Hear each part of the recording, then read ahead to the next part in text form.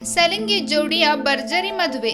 Bus stand, railway station, ಅಂಗಡಿಗಳ ಮುಂದೆ ಮಂಗಳಮುಖಿಯರನ್ನ ನೋಡಿದ್ರೆ ಸಾಕು, ಹುಲಿ ಸಿಂಹ ಬಂದ ಹಾಗೆ ಓಡಿ ಹೋಗುವವರ ಸಂಖ್ಯೆನೇ ನಮ್ಮ ಸುತ್ತಮುತ್ತ ಹೆಚ್ಚು.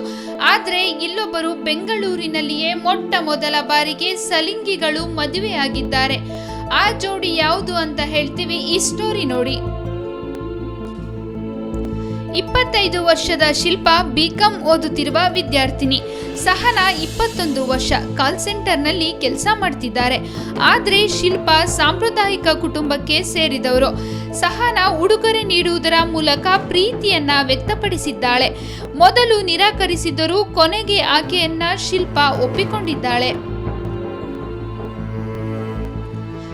ಹೌದು, ಬೆಂಗಳೂರಿನಲ್ಲಿಯೇ ಇದೇ ಮೊದಲ ಬಾರಿಗೆ ಸಲಿಂಗಿ ಜೋಡಿಯೊಂದು ಕೋರಮಂಗಳ ದೇವಸ್ಥಾನದಲ್ಲಿ ದಾಂಪತ್ಯ ಜೀವನಕ್ಕೆ ಕಾಲಿಟ್ಟಿದೆ.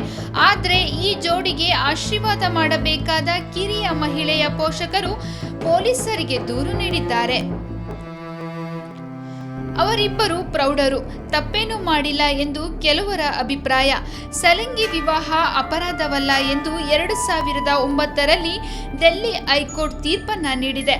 ಆದರೆ ಸುಪ್ರೀಂ ಕೋರ್ಟ್ 2003ರಲ್ಲಿ ಅಪರಾಧ ಎಂದು ಹೇಳಿದೆ.